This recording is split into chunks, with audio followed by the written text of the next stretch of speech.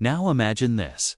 A thought appears in your mind, just for a second, and before you even notice it, your whole mood shifts. Your body tightens. Your heart feels heavy. And suddenly, that one thought feels like the truth. We've all been there. But what if that thought was only a visitor, not a verdict? Right now, as you're listening, your mind is probably doing what it always does, commenting, evaluating, predicting, remembering. It's talking, and that's okay. The problem isn't that you have thoughts. The problem is when you believe. Every single one of them. When you treat each thought like a fact instead of what it really is. A mental event passing through awareness. There is a gentle power in learning to listen to your thoughts without automatically agreeing with them. You don't need to fight your mind. You don't need to silence it. You only need to notice it. When you observe a thought, instead of becoming it, something soft and spacious opens inside you. You begin to see that you are not your anxiety, not your self-criticism, not your fear.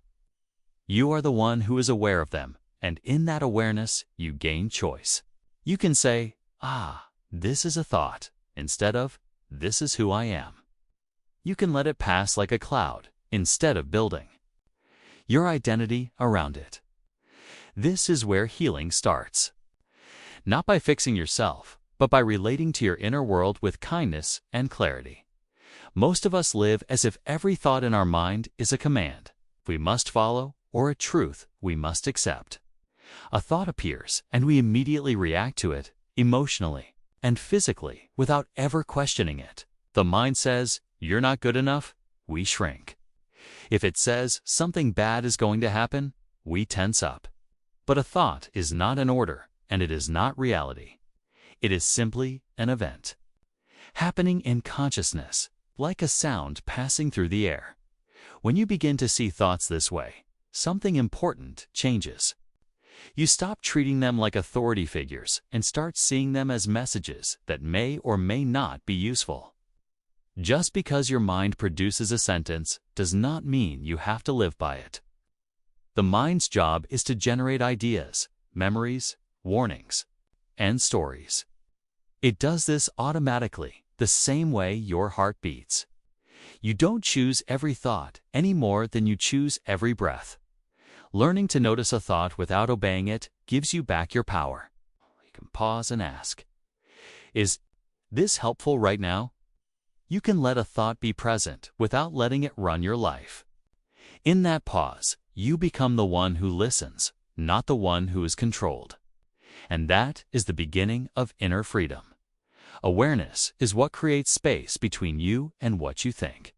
Without awareness, a thought and your identity feel like the same thing.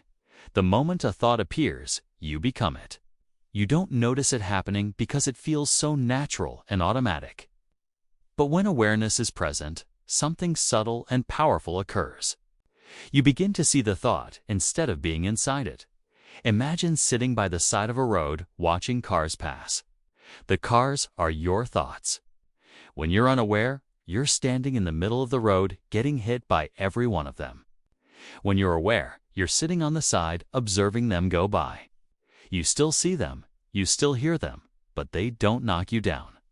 This space is not cold or distant. It is gentle and alive. In that space, you can feel your breath, your body, the present moment.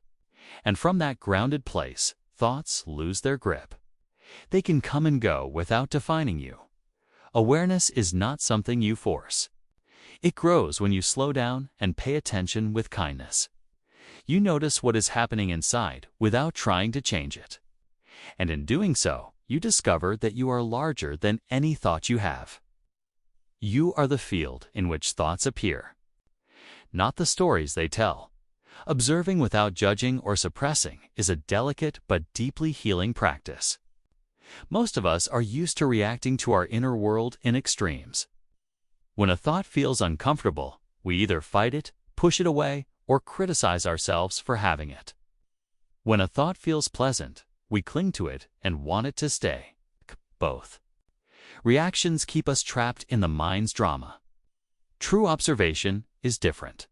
It means allowing a thought to be there without labeling it as good or bad. Right or wrong, when you simply notice a thought, you take away its fuel. You are no longer feeding it with resistance or attachment. You are not trying to fix it, and you are not trying to get rid of it. You are just letting it exist in the open space of awareness. This does not make you passive. It makes you present. There is great strength in this kind of presence. You are saying, I can handle what arises in me. You don't need to run from your inner experience or control it. You can meet it gently. And when you meet your thoughts this way, they often soften on their own. They lose their sharp edges. They pass more quickly. In observing without judgment, you learn to trust yourself. You learn that your inner world is not dangerous. It is simply alive, changing, and worthy of compassion. Compassion completely transforms the way you experience your inner voice. Without compassion, your thoughts often feel like enemies. You hear something painful in your mind and immediately turn against yourself.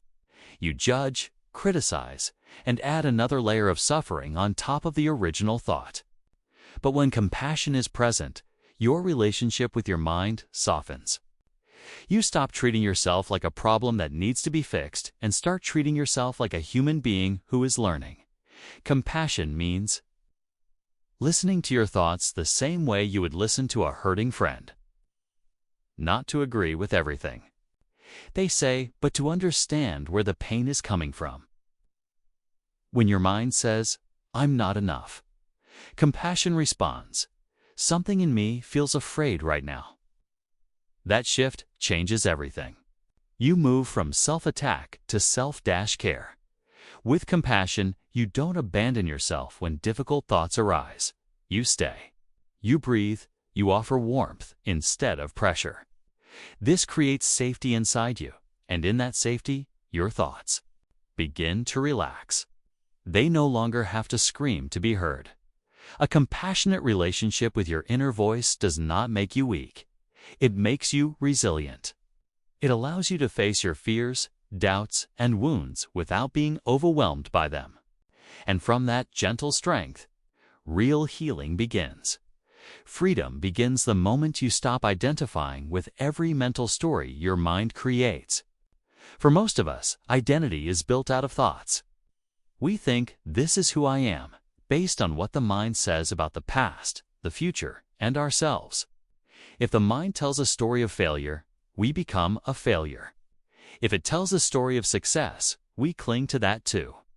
But both are just narratives, not the essence of who you are. When you stop merging with these stories, you discover something spacious and quiet underneath them. You realize you are not the character in every thought. You are the awareness that notices the character.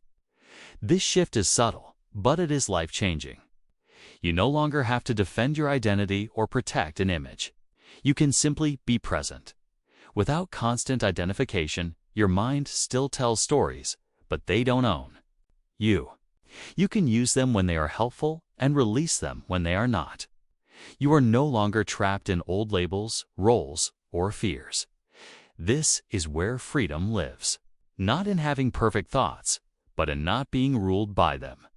When you stop taking every story personally, you create room for peace, authenticity, and choice. And in that space, you finally meet yourself as you truly are.